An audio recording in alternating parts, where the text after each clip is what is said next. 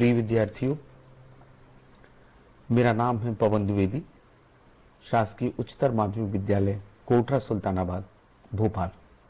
आज 12th के chapter 3 और चैप्टर 4 के कुछ रिवीजन के क्वेश्चन हम देखेंगे और वो कौन कौन से होंगे। पुनरावृत्ति प्रश्न, विद्युत धारा वाला चैप्टर जिसे आप पढ़ चुके हैं, और इसके अगला चैप्टर यानी अगली unit moving charge and magnetism का जितना हिस्सा अब तक आपने पढ़ लिया है उसका हम रिवीजन कुछ प्रश्नों के माध्यम से करेंगे, दोनों का मिला जुला के। तो चलिए देखते हैं पहला प्रश्न क्या है। पहला प्रश्न है, किसी चालक के प्रतिरोध की परिभाषा दीजिए। तो आपने ये पढ़ लिया है, किसी चालक द्वारा धारा के मार्ग में जब धारा बहती है तो उसके मार्ग में डाली गई रुकावट को उसका क्या कहते हैं, प्रतिरोध कहते हैं, रेजिस्टेंस कहते हैं। ओम का नियम आपने पढ़ लिया है, V = RI होता है। V होता है विभवांतर, I होती है धारा और R को हम क्या कहते हैं, रेजिस्टेंस या हिंदी में प्रतिरोध। तो ओम के नियम के सूत्र से हम लिख सकते हैं R = V/I, मतलब विभवांतर और धारा के अनुपात से ओम के नाम से जाना जाता है। इसका मात्रक क्या है, ओम है। सेकंड क्वेश्चन हम देखते हैं। 35 क्वेश्चन करेंगे आज, समय मिलेगा तो उसके आगे भी करेंगे। मीटर सेतु किस सिद्धांत पर कार्य करता है? मीटर सेतु कार्य करता है व्हीटस्टोन सेतु के सिद्धांत पर।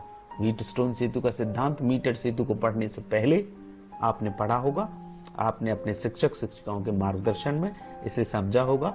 ये इस चैप्टर की विद्युत धारा की बहुत महत्वपूर्ण कॉन्सेप्ट है, व्हीटस्टोन सेतु और किरचॉफ के नियम, ये दोनों आपने पढ़ लिए हैं। यदि चार प्रतिरोध एक चतुर्भुज की चार भुजाओं में लगाए जाएं और उसके एक विकर्ण में धारा मापी और दूसरे विकर्ण में सेल लगाया जाए तो उसकी दो भुजाओं में लगे प्रतिरोधों का अनुपात अन्य दो भुजाओं में लगे प्रतिरोधों के अनुपात के बराबर होता है, P/Q = R/S, जबकि सेतु संतुलन की स्थिति में हो, Ig की वैल्यू 0 हो। ये आपने सब पढ़ लिया। तो मीटर ब्रिज जो है जिससे हम रेजिस्टेंस और स्पेसिफिक रेजिस्टेंस निकालते हैं वो किस पे बेस्ड है, व्हीटस्टोन सेतु के सिद्धांत पर। ये मीटर ब्रिज है जिसमें चार प्रतिरोध होते हैं। ये तार होता है इसमें एक, ये AB भाग का प्रतिरोध P, BC भाग का प्रतिरोध Q, ये रेजिस्टेंस भाग से नोन रेजिस्टेंस R और अननोन रेजिस्टेंस S। तब हम इस फार्मूले का यूज करते हैं, ये व्हीटस्टोन सेतु का सिद्धांत कहलाता है। नेक्स्ट क्वेश्चन देखते हैं। तीसरा प्रश्न है हमारा, मीटर सेतु को इस नाम से क्यों जाना जाता है? मीटर सेतु में आपने अभी देखा 1 मीटर लंबा तार होता है और वो कौन सी मिश्र धातु का होता है, इसे आपको ध्यान रखना है, मैग्नीन या कंस्टेंटन, ये एलॉय होता है, ये मिश्र धातु होती है। अब दो बातें और समझ लीजिएगा, मैग्नीन किस किस की मिश्र धातु है, कापर, मैंगनीज और निकिल की, कापर, मैंगनीज और निकिल की। कंस्टेंटाइन किस किस की मिश्र धातु है, कापर की और निकिल की। नाइक्रोम ये मिश्र धातु है एक, और ये है निकिल, आयरन और क्रोमियम की। ये तीनों मिश्र धातुओं का कॉम्बिनेशन है। ये मिश्र धातु किस किस की है, इसको आप नोट कर लीजिएगा। नेक्स्ट फोर्थ क्वेश्चन हम देखते हैं।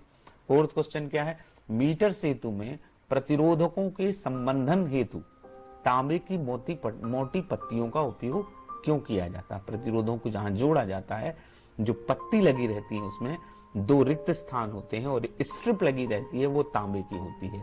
तो इसका कारण है मोटाई अधिक होने के कारण अनुप्रस्थ काट का क्षेत्रफल अधिक होगा, इसलिए प्रतिरोध अत्यंत कम हो जाएगा। क्योंकि मोटे तार का प्रतिरोध क्या होता है, कम होता है। मोटाई ज्यादा होगी तो क्षेत्रफल क्या होगा, ज्यादा होगा। प्रतिरोध क्षेत्रफल के क्या होता है, व्युत्क्रमानुपाती होता है, इसलिए प्रतिरोध उसका कम हो जाएगा। इसलिए तांबे की स्ट्रिप का, कापर की स्ट्रिप का यूज किया जाता है। नेक्स्ट फिफ्थ क्वेश्चन है, मीटर सेतु में मैग्नीन या कांस्टेंटन की मिश्र धातु के तार का ही उपयोग क्यों किया जाता है? इसका कारण यह है कि इसकी मिश्र धातु की प्रतिरोधकता, प्रतिरोधकता से मतलब क्या होता है, प्रतिरोधकता से मतलब होता है विशिष्ट प्रतिरोध, ये उसका अधिक होता है और प्रतिरोध ताप गुणांक कम होता है। इन चीजों को आपने समझ लिया है। इसलिए विद्युत धारा प्रवाहित करने पर तार का ताप बढ़ेगा लेकिन उसका प्रतिरोध नियत बना रहता है, प्रतिरोध स्थिर रहता है।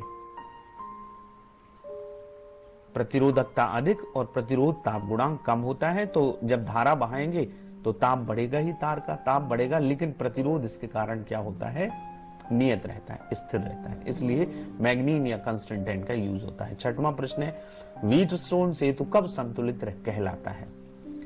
तो कब संतुलित कहलाता है? उसके एक विकर्ण में हम धारामापी जोड़ते हैं और कुंजी जोड़ते हैं, और दूसरे विकर्ण में हम क्या जोड़ते हैं, सेल जोड़ते हैं, और दूसरी की जोड़ते हैं, सेल की और गैल्वेनोमीटर की।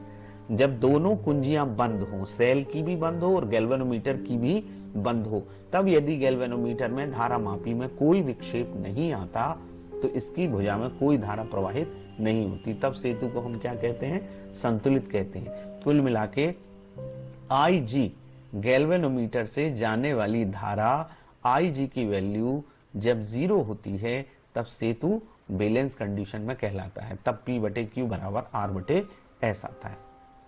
तो व्हीटस्टोन सेतु के सर्वाधिक सुग्राही होने की शर्त क्या है? यह हमारा 7वां क्वेश्चन है कि इसकी चारों भुजाओं में लगे प्रतिरोध एक ही क्रम के होना चाहिए, तब वो सर्वाधिक सुग्राही होगा। नेक्स्ट 8वां क्वेश्चन ये है, मीटर सेतु की सुग्राहिता सर्वाधिक कब होती है?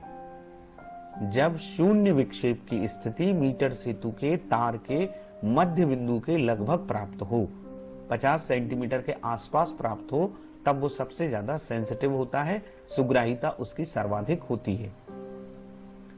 9वां क्वेश्चन है हमारा, प्रामाणिक प्रतिरोध बनाने के लिए किन किन मिश्र धातुओं का उपयोग किया जाता है? स्टैंडर्ड जो रेजिस्टेंस बनते हैं उनमें कौन कौन सी मिश्र धातु का उपयोग होता है?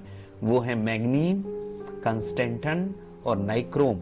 कारण क्या है इसका? क्योंकि इनकी प्रतिरोधकता अधिक होती है, विशिष्ट प्रतिरोध अधिक होता है और प्रतिरोध ताप गुणांक कम होता है, इसलिए ताप बढ़ने पर भी इनका प्रतिरोध नियत बना रहता है। इसलिए प्रामाणिक प्रतिरोध बनाने के लिए इन 3 मिश्र धातुओं के तारों का उपयोग किया जाता है। 10वां प्रश्न है हमारा 10th क्वेश्चन, ऐसे 3 पदार्थों के नाम बताइए जिनकी प्रतिरोधकता ताप बढ़ाने पर घटती है। तो वो 3 पदार्थ कौन कौन से हैं? कार्बन, जर्मेनियम और सिलिकॉन। इनकी प्रतिरोधकता ताप बढ़ाने पर घटती है क्योंकि ये अर्धचालक हैं, सेमीकंडक्टर हैं। सेमीकंडक्टर में प्रतिरोधकता ताप बढ़ाने पर घटती है और चालकता बढ़ती है क्योंकि प्रतिरोधकता का उल्टा होता है। तो ये 3 सेमीकंडक्टर्स हैं। ये 11th क्वेश्चन हमारा क्या है, किसी सेल के आंतरिक प्रतिरोध इंटरनल रेजिस्टेंस की डेफिनेशन। तो इंटरनल रेजिस्टेंस क्या होता है? सेल के अंदर जो इलेक्ट्रोडों के बीच में विद्युत अपघट्य होता है, जो इलेक्ट्रोलाइट भरा होता है, वो NH4Cl अमोनियम क्लोराइड हो सकता है, वो CuSO4 हो सकता है, वो कई प्रकार के इलेक्ट्रोलाइट होते हैं। वो विद्युत धारा के मार्ग में जो रुकावट पैदा करते हैं उसे कहते हैं सेल का आंतरिक प्रतिरोध। स्मॉल r से इसको शो किया जाता है और इसका मात्रक क्या है? ओम है। ये एक डेरिवेशन है। स्मॉल r का सूत्र क्या होता है? Capital R capital E/V-1। ये विद्युत वाहक बल है, ये विभवांतर है और ये बाह्य प्रतिरोध है। प्रश्न आता है ये डेरिवेशन आंतरिक प्रतिरोध की परिभाषा दीजिए एवं आंतरिक प्रतिरोध का व्यंजक ज्ञात कीजिए। अथवा ऐसा प्रश्न आता है किसी सेल के V/V यानी विद्युत वाहक बल, विभवांतर और आंतरिक प्रतिरोध में संबंध स्थापित कीजिए। तो ये डेरिवेशन हमको करना पड़ता है। नेक्स्ट क्वेश्चन हम देखते हैं 12वां, क्या ओम का नियम सभी चालकों के लिए सत्य है और इसके लागू होने की क्या अनिवार्यता है? उत्तर क्या है इसका? नहीं, ओम का नियम सभी चालकों के लिए सत्य नहीं है। ओम का नियम केवल धातु चालकों के लिए सत्य होता है और इसके लागू होने की शर्त है, ओम का नियम जब हम स्टेट करते हैं, उसका स्टेटमेंट लिखते हैं, तभी हम कहते हैं कि यदि किसी चालक की भौतिक अवस्था में परिवर्तन ना हो तो उसके सिरों पर लगाया गया विभवांतर उसमें बहने वाली धारा के अनुक्रमानुपाती होता है, या विभवांतर और धारा का अनुपात नियत होता है, जिसको हम प्रतिरोध कहते हैं। तो लागू होने के लिए उसकी भौतिक अवस्था नहीं बदलनी चाहिए, ना तो लंबाई में परिवर्तन हो, ना तो उसका ताप बदले और ना ही उसके क्षेत्रफल में परिवर्तन हो, उसमें किसी भी प्रकार की विकृति उत्पन्न नहीं होना चाहिए। ये केवल धातु चालकों के लिए सत्य है, ओम्स लॉ। तब आपका स्ट्रेट लाइन ग्राफ आएगा V और I के बीच में। नेक्स्ट क्वेश्चन 13 हम देखते हैं। ये प्रश्न है, आपको एक ही धातु के समान लंबाई के किंतु विभिन्न व्यास के दो तार दिए गए हैं, जिनकी लंबाई समान है लेकिन डायमीटर व्यास अलग अलग है। किसका प्रतिरोध अधिक होगा और किसका विशिष्ट प्रतिरोध अधिक होगा? प्रश्न ये है। तो आंसर ये है पतले तार का, जिसका व्यास कम है उसका प्रतिरोध अधिक होगा। पतले तार का मतलब क्या? जिसका व्यास कम है, रेडियस कम है, डायमीटर कम है, और पतला तार है तो उसका क्षेत्रफल क्या होगा? कम होगा। एरिया क्या हो जाएगा? कम हो जाएगा। आपको पता है कि प्रतिरोध क्षेत्रफल के व्युत्क्रमानुपाती होता है, तो ये चीज कम हो गई तो प्रतिरोध क्या हो जाएगा? बढ़ जाएगा। तो पतले तार का प्रतिरोध अधिक होता है और मोटे तार का प्रतिरोध कम होता है। दूसरी बात इस प्रश्न में पूछी है, किसका विशिष्ट प्रतिरोध अधिक होगा? तो विशिष्ट प्रतिरोध दोनों का समान होगा, उसमें कोई परिवर्तन नहीं है, क्योंकि दोनों तार एक ही पदार्थ के बने होते हैं। विशिष्ट प्रतिरोध पदार्थ पर निर्भर करता है, ना तो लेंथ पर और ना क्षेत्रफल पर। प्रतिरोध लेंथ के समानुपाती होता है और क्षेत्रफल के व्युत्क्रमानुपाती होता है। 14 क्वेश्चन हम देखते हैं। विभव मापी की विभव प्रवणता किसे कहते हैं? इसका मात्रक लिखिए। तो विभव मापी में आपने देखा है, पढ़ा है, 6 तार लगे होते हैं। वो एक ही तार होता है, इसकी 6 लाइन होती हैं या 10 लाइन होती हैं। विभव मापी को जब संचायक सेल से जोड़ा जाता है तो ए सिरे पर विभव ज्यादा होता है और ए से बी की ओर जाने पर विभव का मान कम होता जाता है। तो विभव मापी के तार की प्रति एकांक लंबाई पर विभव का जितना पतन होता है, पोटेंशियल जितना ड्रॉप होता है, उसे कहते हैं विभव प्रवणता। इसे अपनी कॉपी में नोट करिए। विभव मापी के तार की प्रति एकांक लंबाई पर विभव के पतन को क्या कहते हैं? विभव प्रवणता।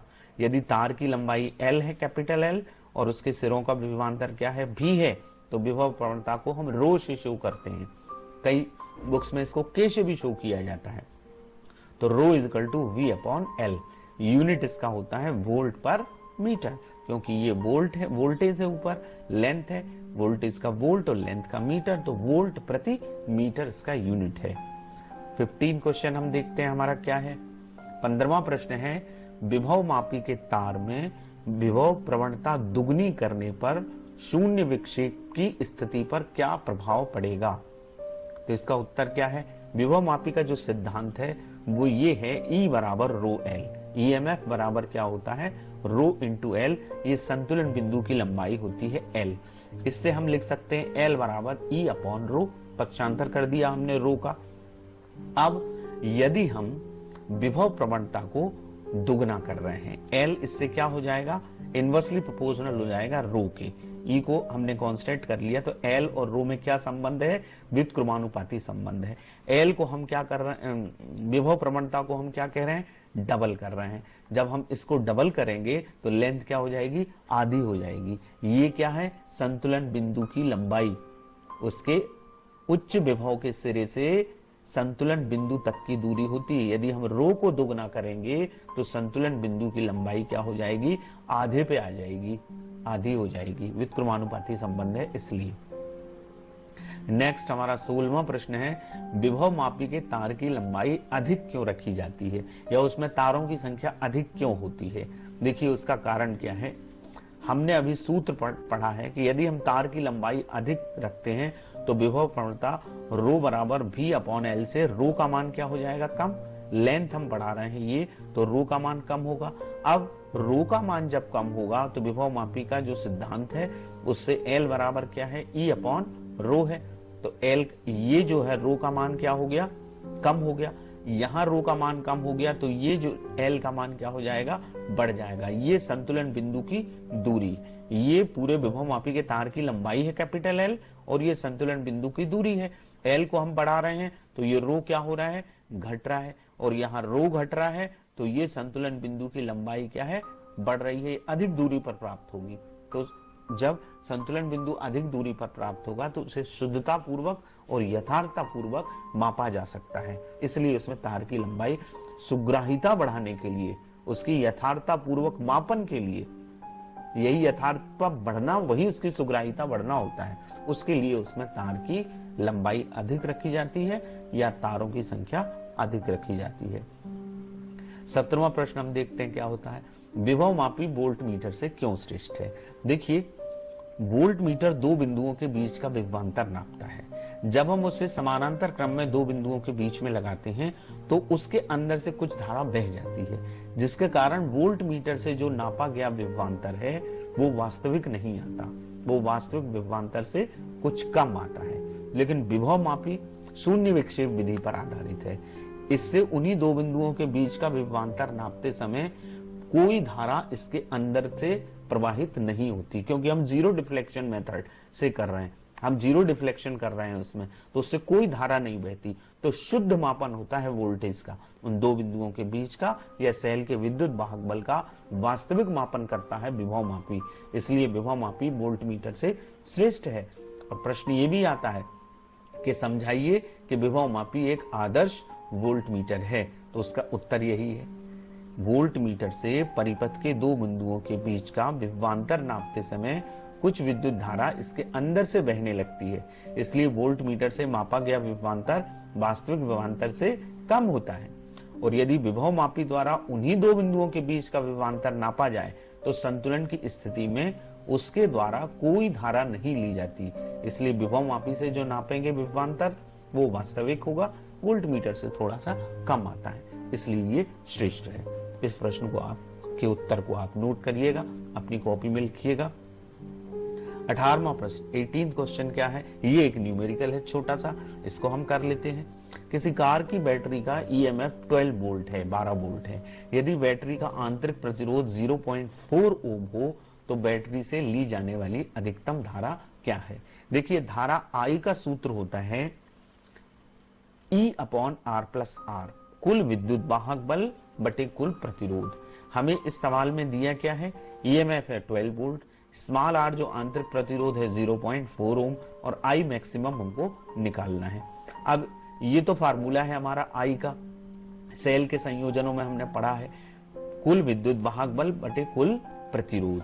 तो कुल प्रतिरोध क्या हो गया, कैपिटल आर बाह्य प्रतिरोध और स्मॉल आर आंतरिक प्रतिरोध। इससे मैक्सिमम धारा तब मिलेगी जब बाह्य प्रतिरोध का मान क्या होगा, 0 होगा, सर्किट के बाहर कोई प्रतिरोध नहीं है, तब आई मैक्सिमम होगी। E/R, अब इसमें वैल्यू रख देंगे हम। E की वैल्यू क्या है 12 वोल्ट, स्मॉल r की वैल्यू क्या है 0.4, इस दशमलव को हटा दीजिए तो यहाँ 0 बढ़ जाएगा, तो 120/4, 4 का भाग दे दीजिए, 30 एम्पियर धारा आ जाएगी। तो अधिकतम धारा कितनी है, 30 एम्पियर है। 19वां प्रश्न हम देखते हैं, चुंबकीय क्षेत्र की तीव्रता का सीजीएस मात्रक है। सीजीएस मात्रक क्या है, गॉस या ऑस्टेड, और एसआई मात्रक क्या है, वेबर पर मीटर स्क्वायर है। इसके अलावा न्यूटन पर एम्पियर इंटू मीटर है, टेस्ला है। टोटल 5 मात्रक हैं इसके, 3 एसआई में उसके नाम है और 2 ये गॉस या ऑस्टेड सीजीएस में है।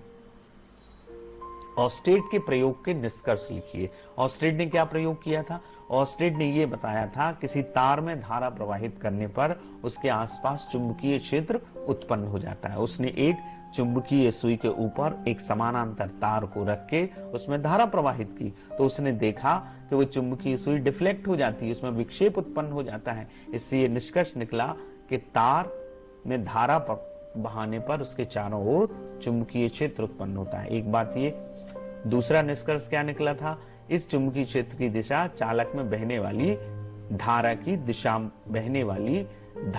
दिशा पर निर्भर करती है। यदि हम धारा की दिशा बदल देते हैं, यानी सेल का प्लस से जो जुड़ा था तार उसको माइनस से जोड़ देते हैं और माइनस का प्लस से, तो डिफ्लेक्शन की दिशा बदल जाती है।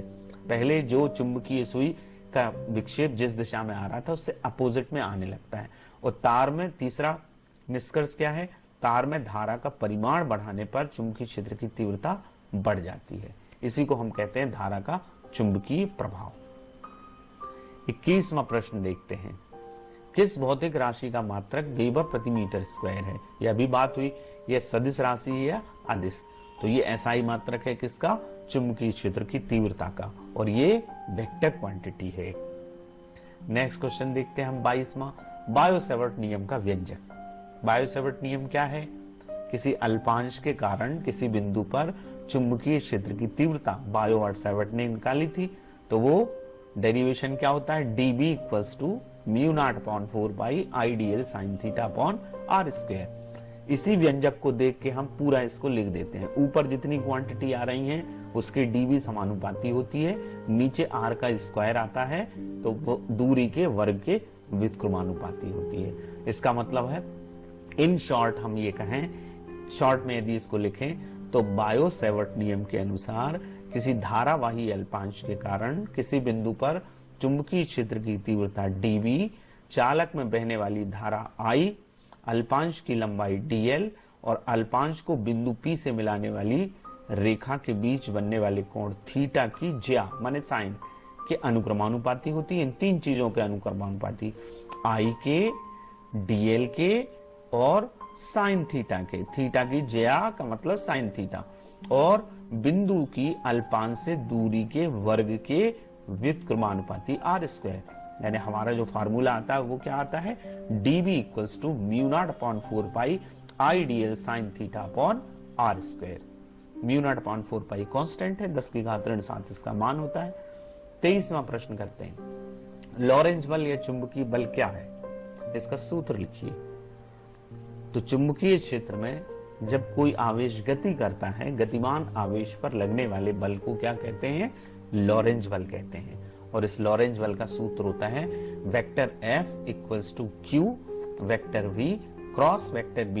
ये पिछले वीडियोस में आप पढ़ चुके हैं और आपने अपने शिक्षक और शिक्षिकाओं के मार्गदर्शन में भी इस पे बात की होगी, इसको समझा होगा। तो vector F is equal to Q vector V cross vector B। अब क्रॉस प्रोडक्ट है, ये सदिश गुणनफल है, तो हम परिमाण रूप में इसको लिख सकते हैं QVB sin theta. V cross B को हम क्या लिख सकते हैं? VB sin theta. तो F इज इक्वल टू क्या हो जाएगा? QVB sin theta.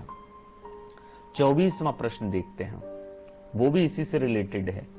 किस स्थिति में चुंबकीय क्षेत्र में गतिमान आवेश अधिकतम बल का अनुभव करता है? तो गतिमान आवेश पर लगने वाला बल क्या है? लॉरेंज बल है।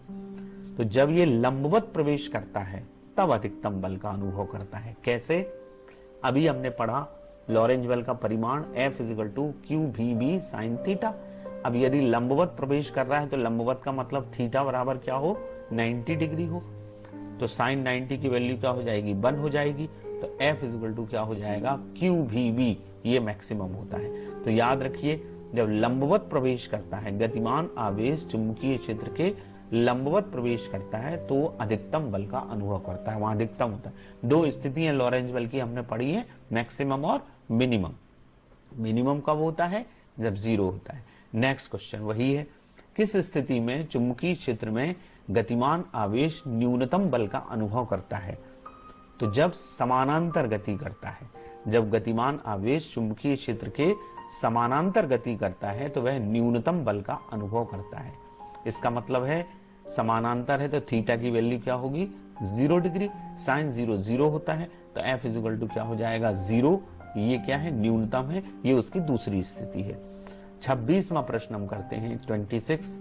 चुंबकीय क्षेत्र में किसी धारावाही चालक पर लगने वाला बल कितना होता है? इसी के आगे का डेरिवेशन है, वो क्या है? ये है उसका सूत्र, vector F is equal to I vector L into cross vector B।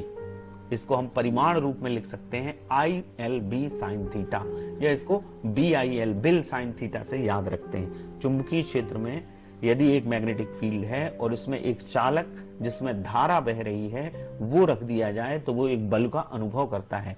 Lorentz बल के ही सूत्र को हमने इसमें विस्तारित किया है और इस सूत्र को ज्ञात किया है। ये पूरा डेरिवेशन है, तो वो होता है F is equal to ILB sin theta. तो मैक्सिमम ये होगा ILB, मिनिमम ये भी होगा 0।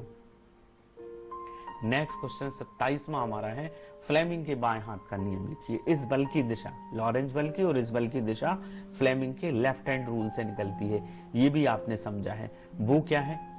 वो ये है, यदि हम अपने बाएं हाथ का अंगूठा, तर्जनी एवं मध्यमा को इस प्रकार फैलाएं कि तीनों परस्पर लंबवत हों। अब यदि तर्जनी चुंबकीय क्षेत्र बी की दिशा को, और मध्यमा यानी मिडिल फिंगर चालक में बहने वाली धारा की दिशा को व्यक्त करे, तो अंगूठा चालक पर लगने वाले बल की दिशा को व्यक्त करता है, एफ को व्यक्त करता है। तर्जनी फोर फिंगर बी का डायरेक्शन बताएगी, मिडिल फिंगर धारा की दिशा को, और अंगूठा थंब एफ को, एफ बी आई। इस तरह से ये वाली उंगली तर्जनी बी की दिशा को व्यक्त करे और मध्यमा यानी बीच की उंगली आई को व्यक्त करे, तो अंगूठा चालक पर लगने वाले बल की दिशा को व्यक्त करता है। तो बल की दिशा ज्ञात करने के लिए फ्लेमिंग के लेफ्ट हैंड रूल को हम लगाते हैं और दाएं हाथ की हथेली के नियम को लगाते हैं। 28वां प्रश्न हम देखेंगे, किसी वृत्ताकार धारावाही कुंडली के केंद्र पर उत्पन्न चुंबकीय क्षेत्र की तीव्रता तथा कुंडली की त्रिज्या में क्या संबंध है। तो बायो-सैवर्ट नियम की मदद से हमने कुंडली के या लूप के केंद्र पर चुंबकीय क्षेत्र की तीव्रता का व्यंजक निकाला है, और वो व्यंजक क्या है, B इक्वल्स टू होता है म्यू नॉट अपॉन 4 पाई 2 पाई NI अपॉन R। इसको इस तरह से भी लिख सकते हैं हम, यदि हम इस पाई को इस पाई से कैंसिल कर दें और इस 2 से 4 को कैंसिल कर दें, तो ये इक्वेशन हो जाएगा mu naught NI upon 2R। R इसमें नीचे आ रहा है, इसका मतलब है पूछा प्रश्न में क्या है कि त्रिज्या और तीव्रता में क्या संबंध है, तो ये व्युत्क्रमानुपाती संबंध हो गया। इसका मतलब है कि कुंडली के केंद्र पर चुंबकीय क्षेत्र की तीव्रता उसकी त्रिज्या के व्युत्क्रमानुपाती होती है, B समानुपाती 1/R। Thank you very much.